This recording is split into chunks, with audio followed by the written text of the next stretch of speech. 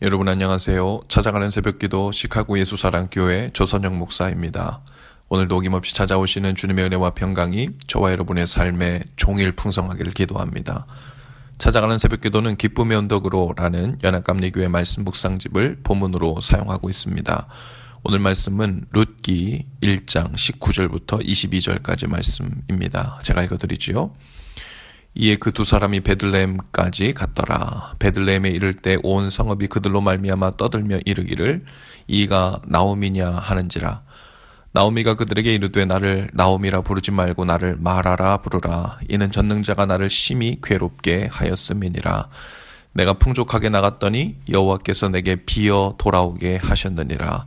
여호와께서 나를 징벌하셨고 전능자가 나를 괴롭게 하셨거늘 너희가 어찌 나를 나오미라 부르느냐 하니라. 나오미가 모압 지방에서 그의 며느리 모압 여인 룻과 함께 돌아왔는데 그들이 보리 추수 시작할 때 베들레헴에 이르렀더라.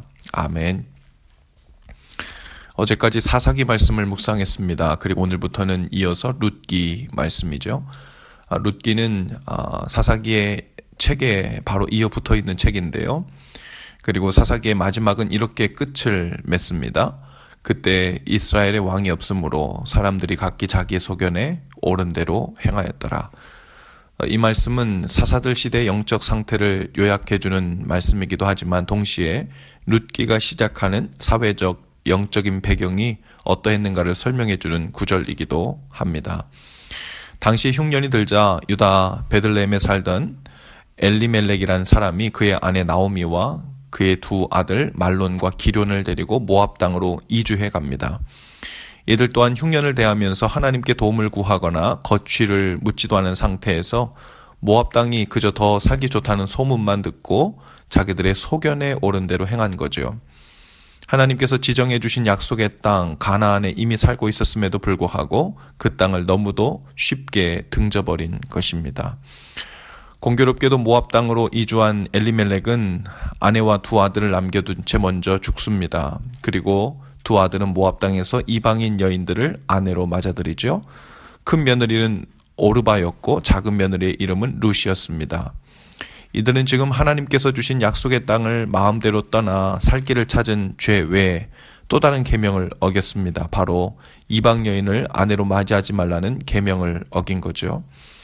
그들은 하나님의 계명보다도 그저 형편되는 대로 당시 소견에 옳은 대로 반응하고 살고 있었던 겁니다. 그런데 이게 웬일입니까? 이유는 기록되어 있지 않지만 남은 두 아들마저 그 이방 모압 땅에서 죽고 맙니다. 이제 나이 많은 늙은이 어머니와 그리고 여인 며느리 둘만 남은 거죠.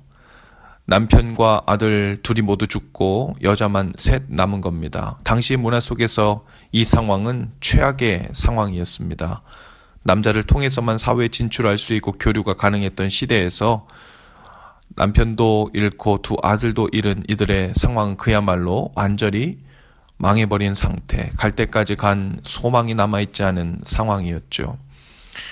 10여 년이 지나고 하나님께서 고향 베들레헴에 다시 은혜를 베풀어 양식이 있다는 소식을 들었습니다. 아마도 풍년이 들어 그쪽이 더 살기 좋게 되었다는 소식을 들은 것 같습니다. 이때 나오미는 많은 생각을 하게 되었을 거예요. 그저 먹고 살겠다는 일념으로 풍족함을 쫓아 가족 전체가 진지하게 하나님께 묻지도 않은 상태에서 약속의 땅을 떠난 일, 그리고 계명을 가볍게 여기고 이방 나라에서 며느리를 구한 일, 그리고 남편과 두 아들을 이방 나라에서 모두 잃어버리게 된 일. 그리고 지금 자신들의 처량한 신세를 바라보면서 마치 영적으로는 탕자가 영적인 방황을 끝내고 용서를 구하며 아버지께로 돌아오는 심정이었을 것입니다. 나오미는 집으로 돌아가야겠다고 마음먹습니다. 아니 어쩌면 이제는 굶어 죽어도 하나님께서 주신 약속의 땅에서 하나님의 계명대로 살면서 죽어야겠다고 생각한지도 모르죠. 그래서 나오미는 두 며느리에게도 각기 집으로 돌아가 새 삶을 시작하라고 합니다. 신랑이 끝에 오르바는 자기 고향으로 돌아갔고 룻은 끝까지 어머니와 함께 하겠다고 합니다. 이제 고향으로 돌아오는 나오미의 심정이 21절에 잘 나타나 있어요. 내가 풍족하게 나갔더니 여호와께서 내게 비어 돌아오게 하셨느니라. 여호와께서 나를 징벌하셨고 전능자가 나를 괴롭게 하셨거늘 너희가 어찌 나를 나옴이라 부르느냐. 나옴이라는 이름의 뜻은 즐거움, 온유함이라는 뜻입니다.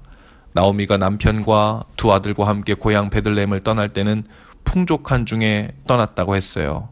하나님의 약속의 땅과 계명을 떠나 더 많은 풍족함과 즐거움을 위해 떠났던 거죠. 그러나 이제는 하나님이 나오미를 비어 돌아오게 하셨다고 했습니다.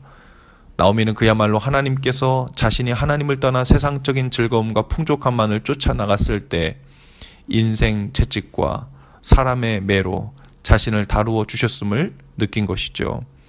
지금은 비록 아무것도 없이 빈털터리로 돌아왔으며 남편과 아들들을 잃고 며느리 룻과 단둘이 당장 오늘 살 길이 막막했지만 약속의 땅으로 돌아오고 또 하나님의 계명 앞으로 다시 나아왔다는 데에 소망이 있었습니다.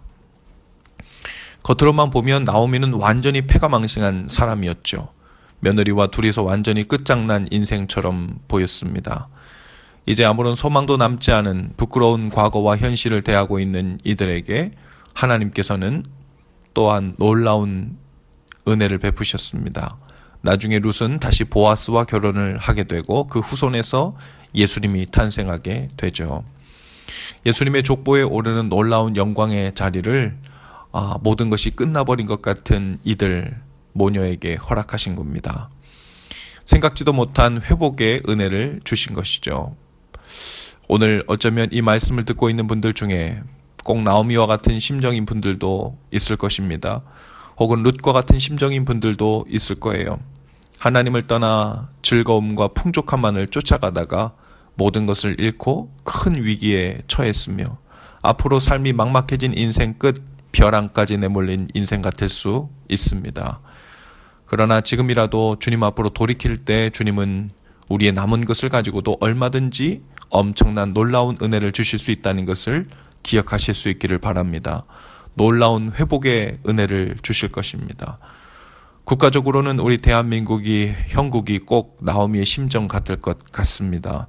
하나님의 공의와 정의를 멀리하고 풍족함과 즐거움만 쫓다가 커다란 위기를 맞고 있는 것이죠.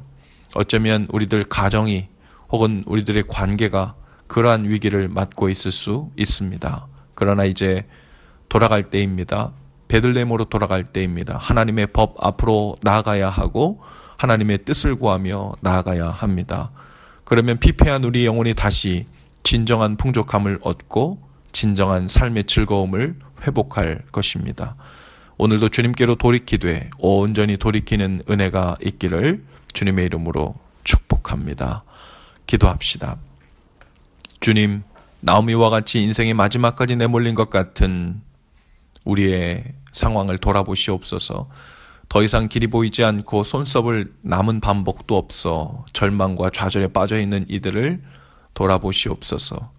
무너진 믿음, 깨어진 가정, 주님의 법을 떠나 있는 그 교회와 우리 조국을 돌아보시옵소서.